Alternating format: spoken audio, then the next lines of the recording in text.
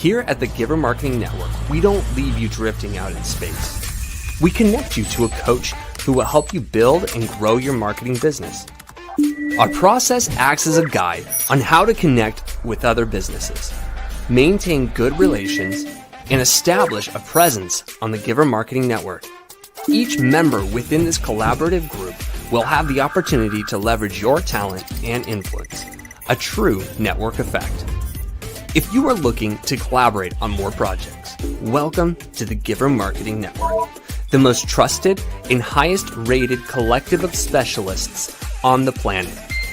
Here we have a group of like-minded professionals who focus on making valuable introductions and helping each other grow by teaming up.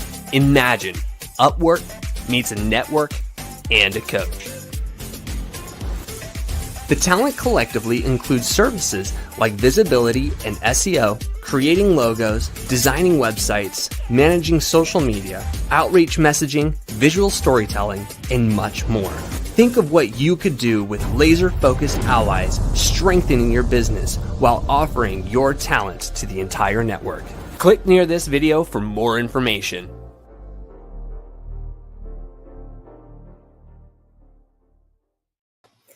Hello, and welcome to another Giver Marketing broadcast. I'm Christine Deane, Team Director at Giver Marketing, and I am so excited today. Why?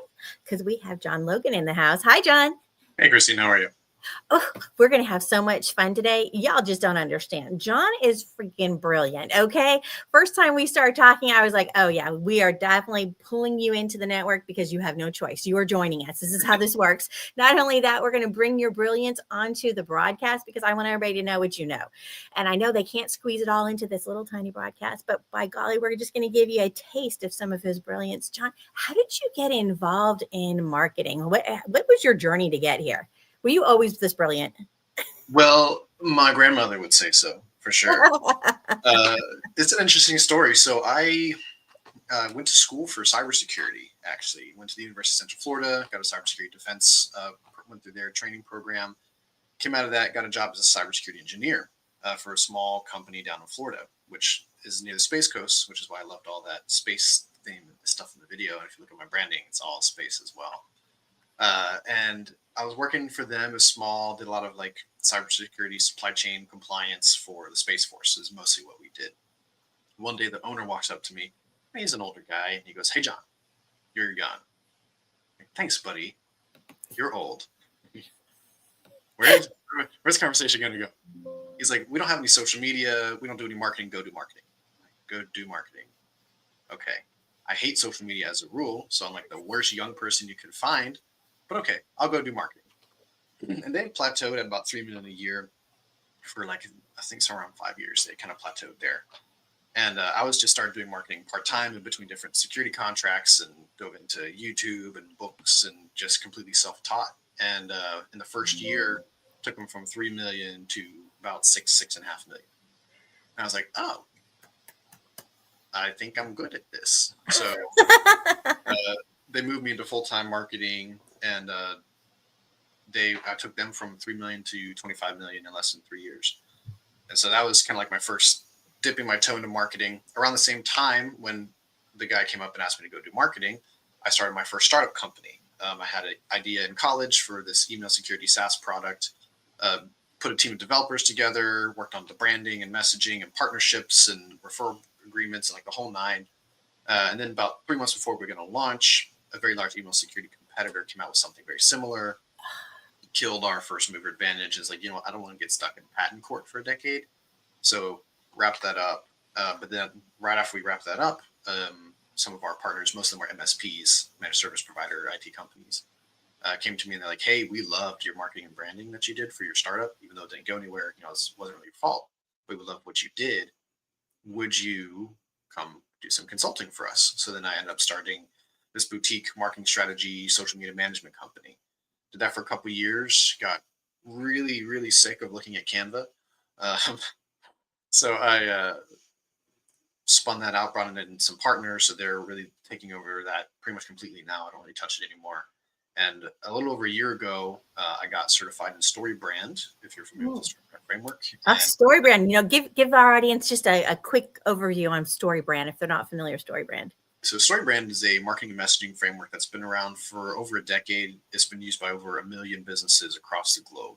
And what StoryBrand is it's a messaging clarity framework. So what you do is we take what do you sell, what do you do, what do you raise money for if you're a nonprofit, and we find a way to say it simply and clearly, and then take that messaging in your marketing and put it into the formula of story. And when I say formula of story, if you watch enough movies or TV shows, you can start to tell what's going to happen. Like, oh, they're going to die. They're going to get together. That guy's actually the villain. You can start to pick up on these cues because stories are very formulaic. Well, when you can build the marketing and messaging of your company in that same formula, it's captivating. So that's what the StoryBrand framework does. It clarifies your messaging and then helps structure it in the formula of story to make it captivating for your audience. So I got StoryBrand certified and use that kind of to launch into what I do now, which is mostly fractional chief marketing officer work and marketing consulting. Oof, sounds like fun. I love it. So your favorite industries to play in, do you have, you just kind of come in and give them a hand regardless of industry, or do you have favorites? So I do have favorites. I'm about to have my second kid, and I will tell them I have favorites. I'm not going to lie. Everyone has favorites. And I prefer financial services. So, CPAs, financial advisors, tax accountants, anything like that. Mm-hmm. We have a great synergy with that. And then tech companies. So cybersecurity companies, SaaS companies, technology companies, because that's where a lot of my experience is, not only on the technical side, but with my startups. So those are the two I prefer, but because I use proven frameworks and principles, I can really work with anybody. So it's just a matter of, are they willing to go through my process or not?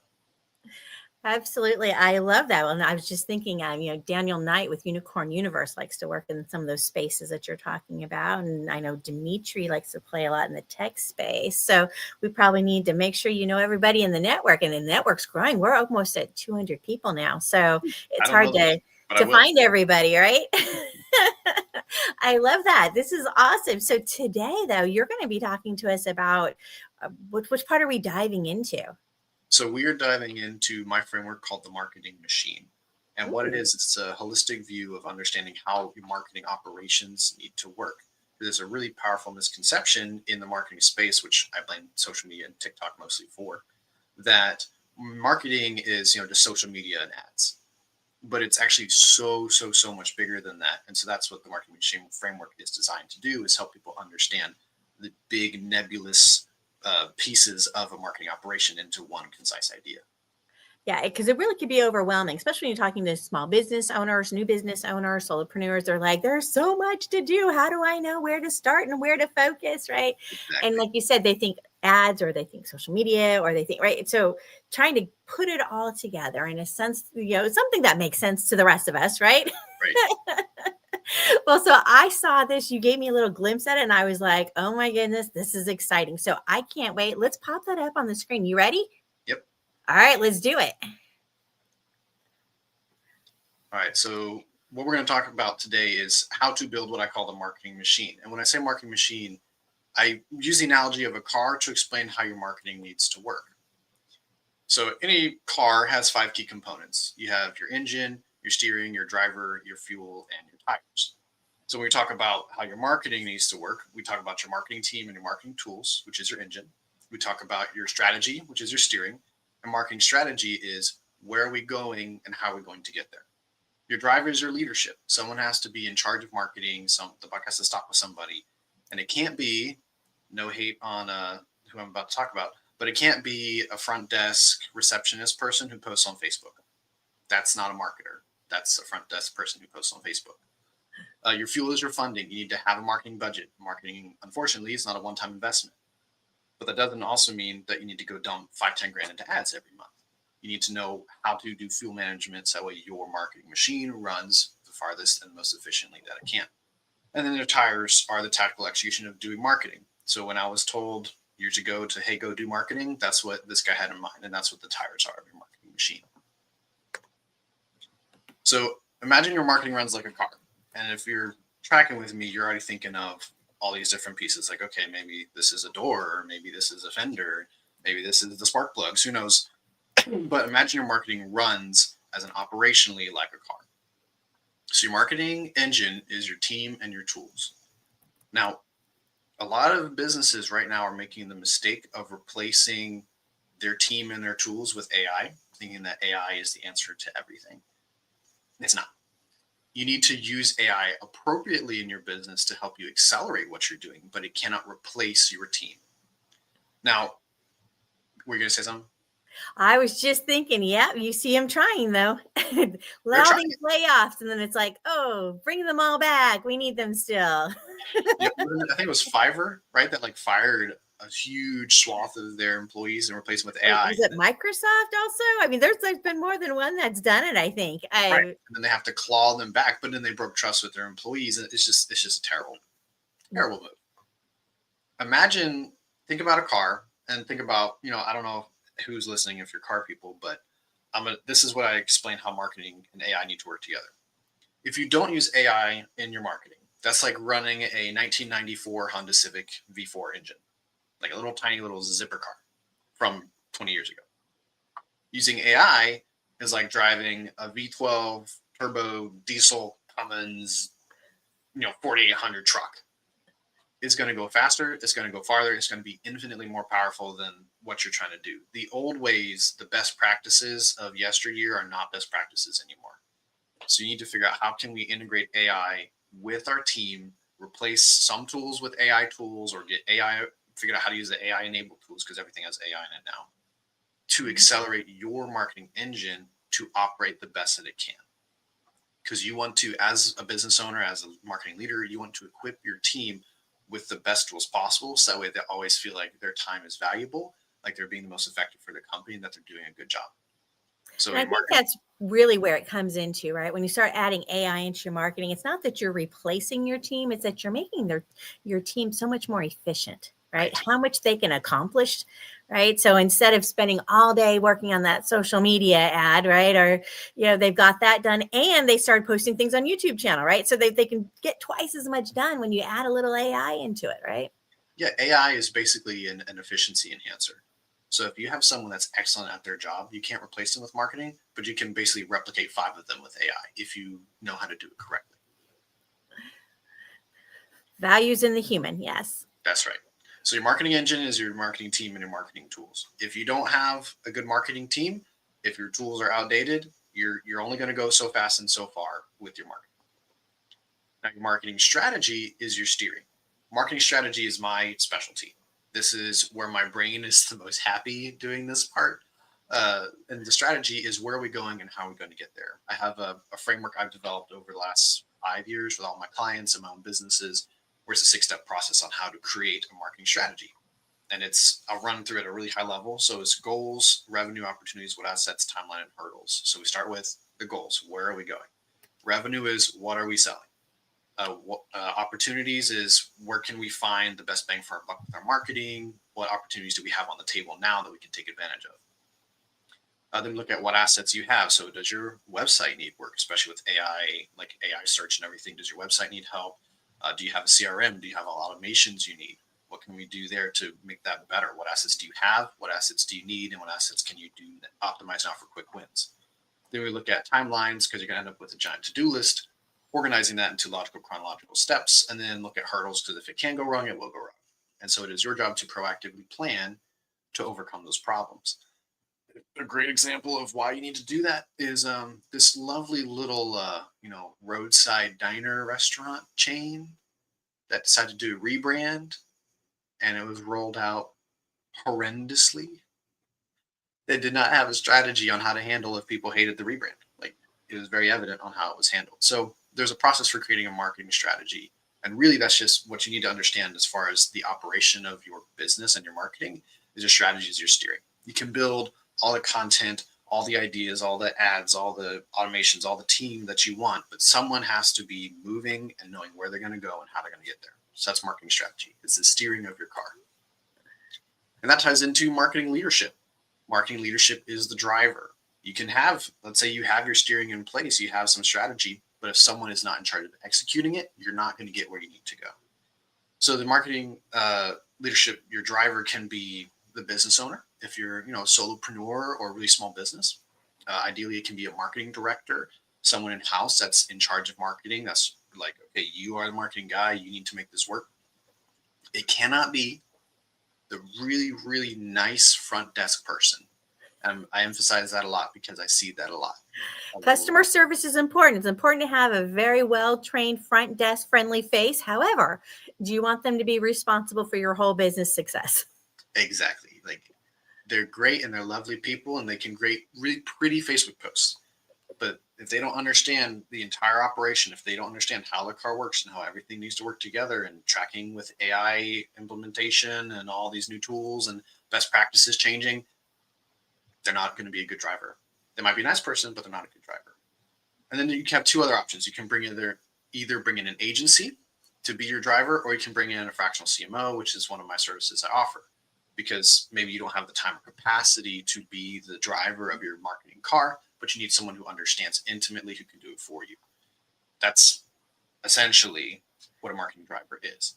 Yeah. And you think about it, as a business owner, there's only so much you can do yourself. And I often say, if you're trying to do it all yourself, you haven't really created a business, you've created a job for yourself. So if you want to scale and grow, at some point you need to think about, who do I need to bring in on my team? So if you need some more people on your leadership team, if you need a driver to make your marketing happen, right? It's okay to bring in other people and team up with others. Right. Do you own your job, or does your job own you? Bingo. I mean, so many small business owners and solopreneurs where their job owns them. They own they own a business that is their job, and they never get time off. They never get to leave. They never get to take a breath. I have a friend right now who's going through a family crisis, and they cannot take a day off because their business dies without them. That's not what you want. You want to build your team, and outside of just marketing, build a team that can handle and execute without you, because that's the difference between an entrepreneur and a business owner. An entrepreneur owns a company that can run successfully by itself. A business owner owns a business that runs them. But anyway, that's kind of a side topic. That would be a fun topic. We'll have to go down that rabbit hole, and these days is a whole broadcast. So your marketing budget is the fuel. And when I talk about fuel management, a lot of business owners, especially on the SMB side, are kind of like, they get a little scared because they're like, I really have to commit to paying money every month to marketing. They're like, can't I just, pay $5,000 for a website or build my own website on GoDaddy and call it a day? Like, no. Right. Budget. That's a hard part. For a lot of times it's small business owners or their startups, right? They haven't assigned any budget to marketing at all. And you're like, well, how did you plan on growing? How did you plan on bringing in business? How did you, right? Without having a marketing budget planned, you really are tying your own hands. So trying to, build you towards success means you need to have a marketing budget, whatever that is. You got to figure out most bang for your buck, right? But you got to have something. Yeah. And you can look up, what people recommend based on your industry and stage of business. And I actually wrote an article, it's my best performing article on my website, about how to create a marketing budget, because it gets so, scary. People are like, I don't know how to make a marketing budget. Should I go spend $10,000 a month on ads, or should I go put into, automations? Should I do AI? There's so many things and tools and people trying to get your money.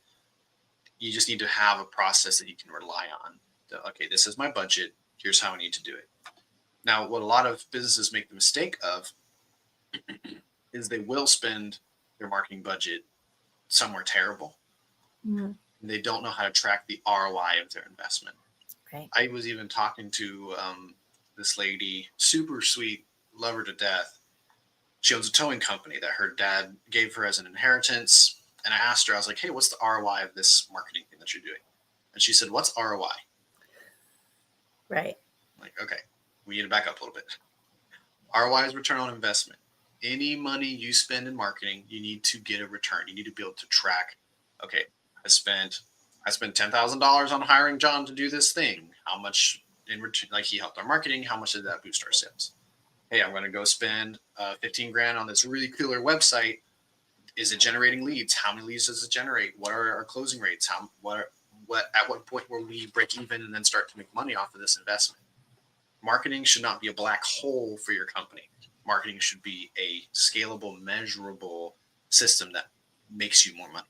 It's a money It's an machine. investment that you get return on your investment as opposed to just an expense that you just, oh, that's another company expense. No, that's not how marketing is supposed to work. Right. I got a buddy. He just got a company off of some hosting, contract that they had because they weren't actually hosting it, but they had signed it, and then for like 2 or 3 years, they just didn't realize that they were paying a couple $100 a month for literally nothing. It's insane. Yep. Now, another Always, thing, yeah, we're going to say it's small business owners or small, even larger business. Go through your expenses and do they make sense? Are you using the tools once a year at least? Probably about every 6 months. I like to stop and look at, okay, what are all my tools? Am I actually using them? Or am I getting the return on investment that I want? Do I need to get rid? I always end up getting rid of a couple of things. Right, puts a little bit of money back into the pot. exactly. And for us, I do quarterly reviews. Quarterly Mhm. reviews with my businesses, quarterly review with my clients, like just every 90 days. What do we spend money on? What are we focusing on? What's the return on investment? Where can we cut costs?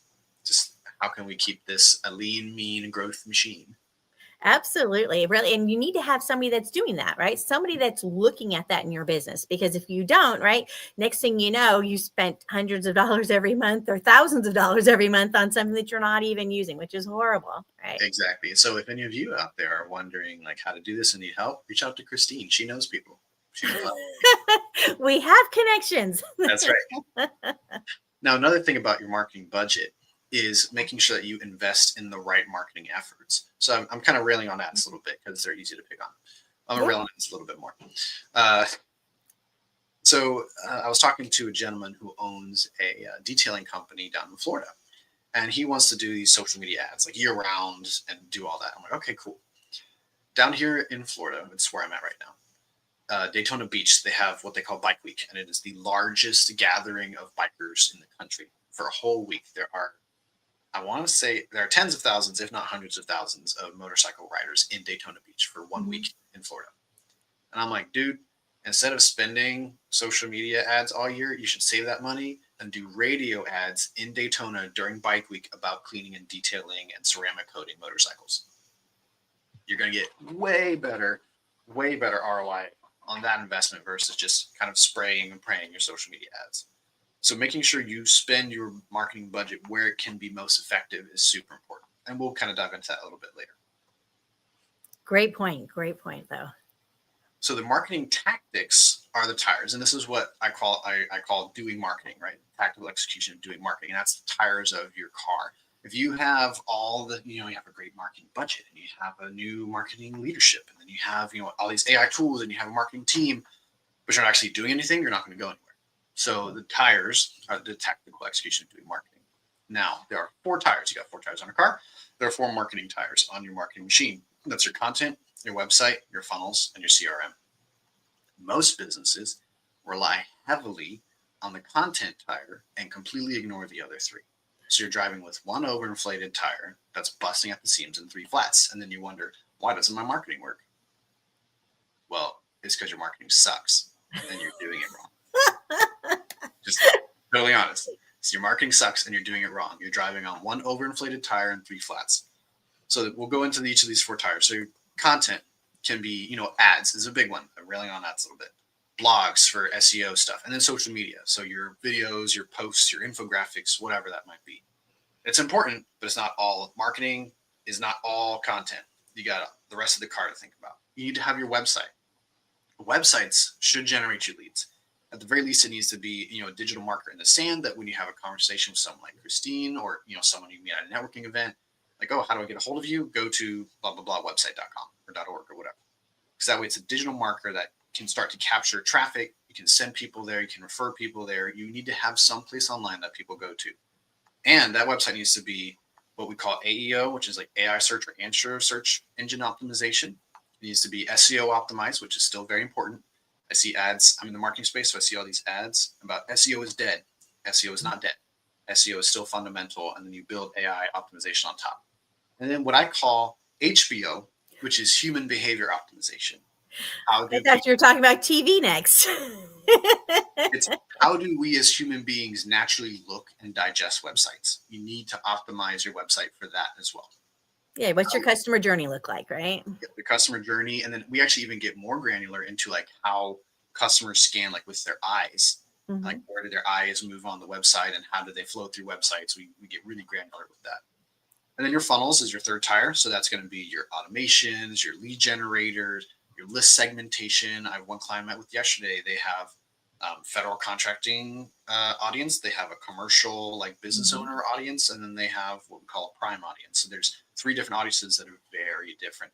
You need to build all the automations and the systems so that way when you capture leads, you can automatically sort what audience they're in and then put them into nurture campaigns, into these specific funnels, giving them more resources and building the relationship with them. You need to build this all automatically. Absolutely. I love that you brought that up and that distinguish between the list segmentation. What a difference that makes really on your impact, because you're giving the right people the right information. I was just on a call last night with one of my international clients, and we were just diving into this, right? A lot of times people think they only have one audience. No, you have multiple audience. Your products have different audiences. Your services have different audiences, right? They might appeal to different people in different stages of what they're doing, right? So you really got to dive deep, because when you give the right message to the right person, right, you start getting those results. And I love, because the funnels and automations is a big piece of strategy for me. So I love like finding all the little pieces and how they're tied together. And then it becomes this like crazy web. And I'm just sitting there laughing maniacally. Yes, it's like the mad scientist. It's like, oh, I know the nerd in us really comes out on this stuff. I hear you.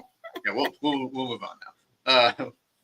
Interestingly, I was talking to a gentleman a couple weeks ago who owns $150 million business, and they didn't have sales funnels and lead automation, like automations. And I was looking at him like, how do you do that? And he's like, well, we're so niche, we didn't really have to worry about this. I'm like, okay, how many people do you have on your email list right now that haven't been talked to? He's like, about 90,000. I'm like, my brain short circuited for, I was literally like, right. I can just let me in. Just let me go. Come on, coach, let me in. Exactly. Like even, you can have some great success, but you won't have the best success, right, without all 4 of these tires. And the last one is your CRM, so your customer relationship manager. It could be content relationship. You can build these different tools into it, but CRM. So automations, pipelines, and upsells. I have a client who owns a pressure washing company. He's been around for almost a decade. Really cool guy. He is how we're nerds about marketing. He's a nerd about pressure washing. It's crazy. Like having a conversation with him about pressure washing is mind melting, but also really fascinating at the same time. And he has 800 people on his email list that are previous clients that he's never like tried to upsell them into maintenance packages. Anything, huh? Yeah. Never tried to upsell them into, hey, we pressure wash your driveway. You need to clean your roof because you get mildew and stuff on your roof because you're under these trees. And never did any of that, and so he's missing out on hundreds of thousands of dollars per year because he doesn't have these upsells and these automations and asking for reviews and tracking your pipelines. Your CRM is really important. So if you want to have an optimized marketing machine that actually drives growth in your business, you need to have all 4 of these tires. Yeah, a lot of times we see our business owners focus on new leads, right? Lead gen, new leads, right? Are you capitalizing on your opportunities with your current clients or past clients, right? It's a lot more expensive to find a new lead than it is to convert somebody that's already one of your fans, right? Exactly. And if they bought from you, then they have some level of trust in you and your product and your service. So if they bought from you, it's so much easier to sell them more versus having to track down someone new and sprint and try and just always hunting you only eat what you kill, right? Like, no. You should feast on that kill for a long time. Sorry for the hunting analogy if that triggers anybody.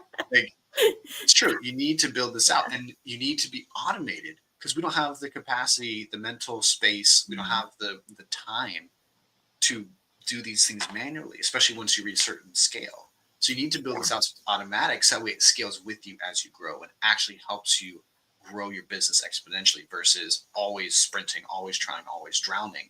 And then you feel like marketing's a scam. Yeah, and we talked about the old school style versus the new style, right? And this is that transition. And sometimes you've got businesses that have been around for a really long time. I had one that been around for 20 years and didn't even have a website, right? I mean, so it happens, right? They've never done a post on LinkedIn. So there's just things where there's old school style, used to do a phone call every single time. Well, now, you might do an email automation that sends out and says, hey, it was great meeting you at such and such. Would love to further the conversation. Hop on my calendar, right? And Something simple like that, rather than them having to wait a month to get a phone call from you, they got something right away. Keeps them Right. top of mind, right? Just little things like that, which really have a big impact on your business. If you're not setting up that nurturing, and using your CRM to me is like the backbone of your business. Yes. If you don't have that CRM, you're just like, there's nothing holding you up. Exactly. And that takes us to, how do you build a marketing machine? So I just went through all these different pieces and all this stuff. And you're probably sitting there like, oh my gosh, I got so much to do. I don't know how to do this. Okay. It's a 5-step process. It's easy. Step 1 is develop clear messaging. So I mentioned before, I'm StoryBrand certified. That's a framework I use. I find it works really, really well. So we develop clear messaging. Who are you talking to? What are their pain points? What are their what's going on in the world around them that's causing them the stress or the problems that they're feeling on the inside? Like, oh, I'm really anxious about payroll, or I don't know what to do with this security thing, or I don't know. I need, for me, my back hurts, so I got one of those shock T pokey meds. So like, my back hurts. What can I do to fix that? How do we talk to our customers where they are now with the problems they have? And then how do we position you as the person to solve their problems, either through your products or services or what have you? You develop clear messaging first, because everything else is going to be built on that foundation of how do you talk to your customers and what problems do they have. So that's step 1. Step 2 is building a website. Website is number 2. So you have clear messaging, so we know how to talk to customers. So then we build a website talking to your customers. So we're going to do SEO optimization, AI optimization, and then human behavior optimization. We talked a little bit about that earlier. Your website needs to be something that when people land on it, they don't go, what am I looking at? That happens all the time, where people are like, oh, can you review my website? I'm like, sure. I open it up. I'm like, what am I looking at? Uh-huh. Oh, we built this ourselves. How do you know? Well, this big long block of text at the top. Either they've built it themselves, or they hired some sparkly agency that charged them an insane amount of money and gave them a website that looks like it was built in 1995, but it has cool animations. What else do you need? Shiny objects. Right. Exactly. So how can we build a website that when people land it, they need to know within the first 3 seconds, some say 5, it's really 3 seconds, where they're at, what website are they on, who are they talking to, what problem do you solve for them, and what action do you want them to take? Because if people, you get on a website and you're like, all right, cool. Like, I was just looking up dry cleaners because I got some shirts I need to get dry cleaned. Now I'm going to a wedding in a couple of weeks. Like, I got to go do all this stuff. And I'm looking at all these websites. I'm like, I need to know your hours and your pricing. And you're telling me we've been in business for 25 years and I'm like, this doesn't matter to me. I have a problem. I need you to help me. Move that to the about section. That's not prime space at the top. Right. Exactly. So you need to build a website that is SEO optimized, AI search optimized. There's a whole bunch into that now. And then human behavior optimized. How are humans going to land on your website so that way they get into your sales funnels and systems and automations that lead to sales, which is step 3. Building out your systems, building out your CRM, building out your automations, your sales funnels to generate, capture, and convert leads to sales. Marketing should lead to sales. If any marketer, if you talk to a marketer and they're like, oh, we're doing this campaign for brand awareness, leave. Run. Leave. Run. Don't talk to them again. Block them. Brand awareness. One of the things that Timothy really likes to talk about, Timothy Morgan, CEO of our Giver Marketing, he'll talk about, marketing and sales, where they make that handshake, right? The whole goal is to help you do more sales. So how are you converting your sales now? What does that look like? Let's get more of that so that you can do more of that, right? So marketing is supposed to complement and work with sales.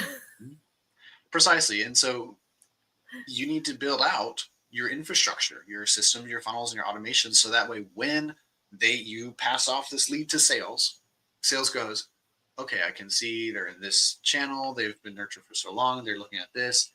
Cool. So then they know exactly what to say to the customer to convert the sale. You need to build that out. And then you need to create what I call growth marketing strategies. Growth is my acronym for my framework. You have to craft these strategies to do marketing in 90-day sprints. You want to have like your annual goal, like here's what we're shooting for the year. But in order to really hit that goal, you got to break it up into digestible, either 30, 60, or 90-day. I strongly recommend 90-day sprints. So this is, what product or service are we pushing right now? And you can determine that through a whole process. But what product or service are we pushing right now? What channels are we reaching our customers on, looking back at the last 90 days to see what worked, what didn't work, improving on it in the next 90 days. How are we going to optimize and keep going and keep the momentum? You need to constantly be knowing, right? Steering of your car, the strategy, where are we going and how are we going to get there? And you need to do that on a regular basis. It can't be a one time like, oh, we're going to do this strategic planning for the whole year. And then you're going to get burnt out.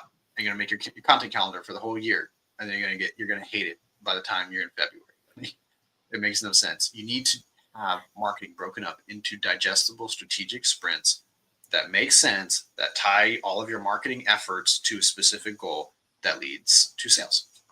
It's all got to tie together, right? They don't work independently. And you may decide if you do it for the year, oh, that's great. And you see tools that say they'll do that for you. But what if you decide to add a new product or service between now and then? Now, what are you going to do? Right. Oh, all that work you just did out the window, start over again.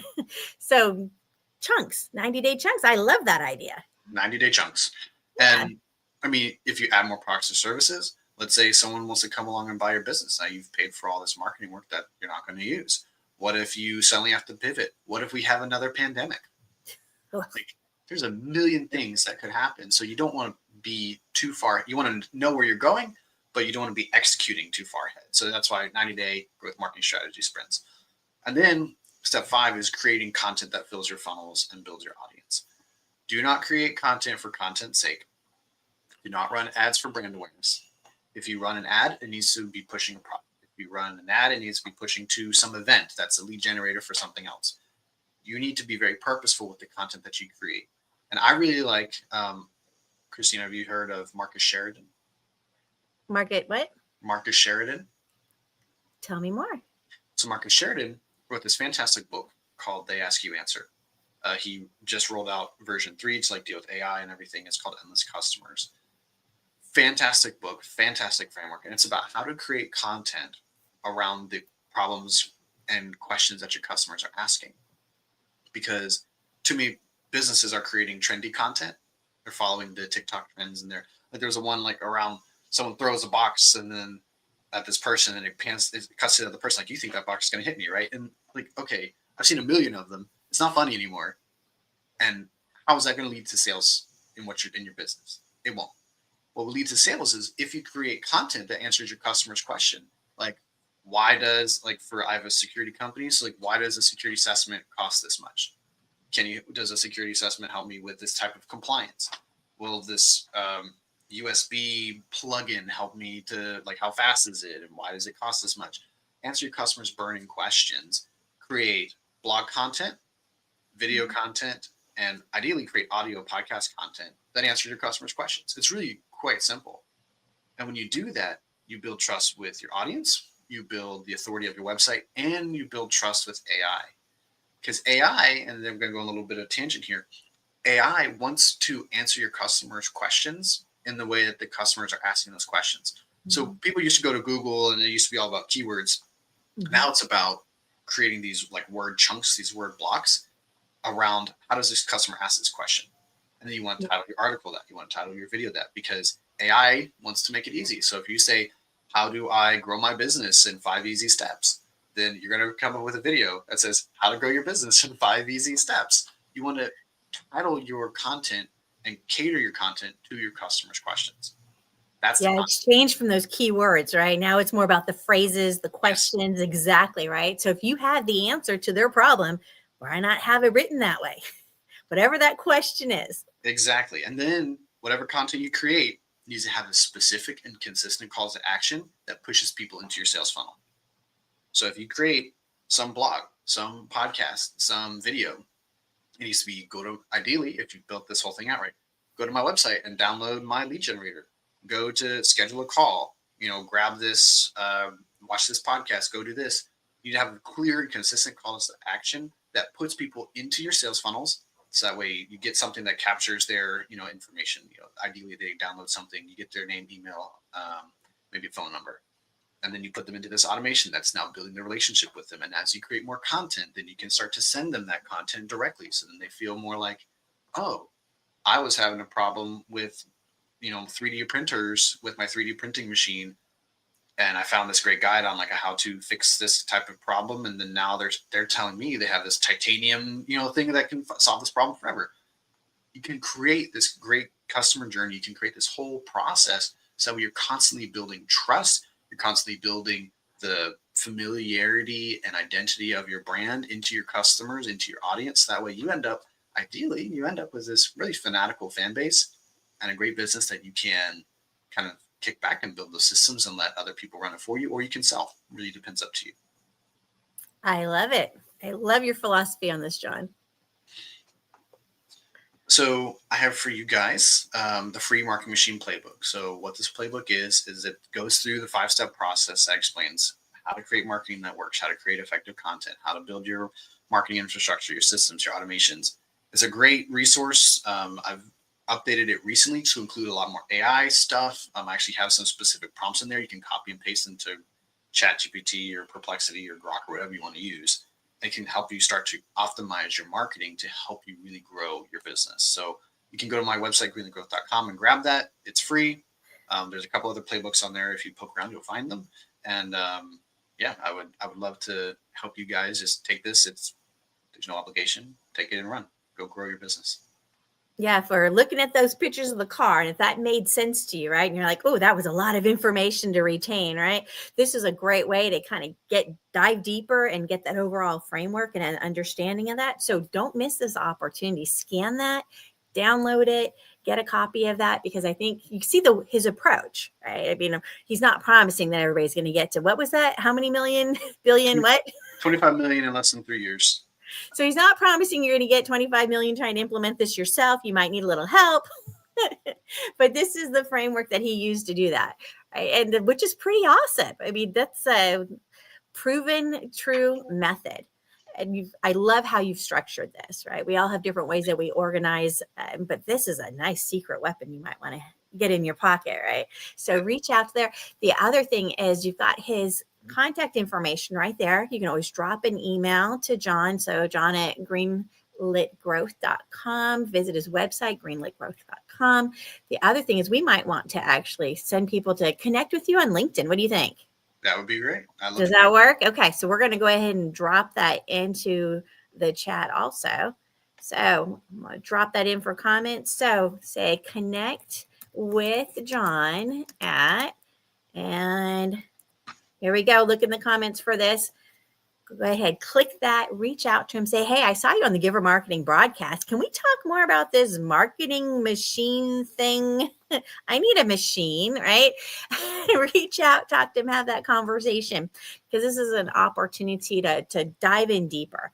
A lot of times we'll start as a startup. Everybody starts as a startup, right? And then you got to grow from there. Otherwise, like we said, you just have a job for yourself instead of a business. So if you're ready to make that transformation in your business, this might be a great way to do that. So I'm going to encourage everybody to reach out and talk to Jon and get that nice, wonderful freebie. So 3, 2, 1, pulling it off the screen, take your picture, and there it goes. All right.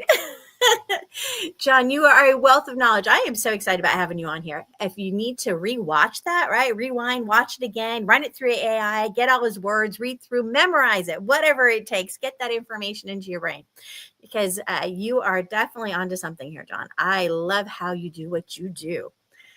And I'm hoping we can drag you back to the show again. What do you think? I could be convinced.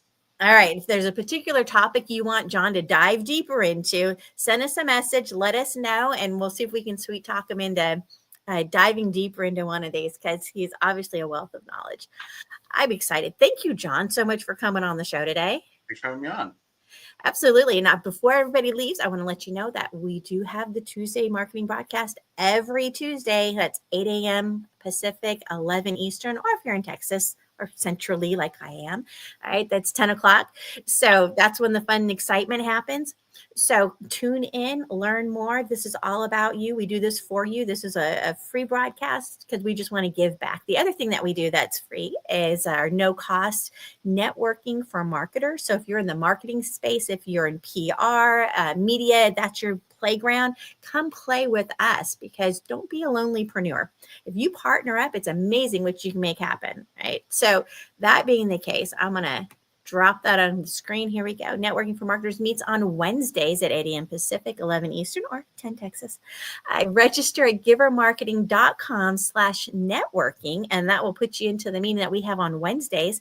Networking for Marketers. Come play, come have some fun with us, because together we rise the tide for everyone. That's the goal. And I'll be there. Yay! I love when you come in, Jon. All right, y'all. We'll see you tomorrow, or we'll see you next Tuesday. Have a fantastic day. Thanks, Jon. Thanks, Christine.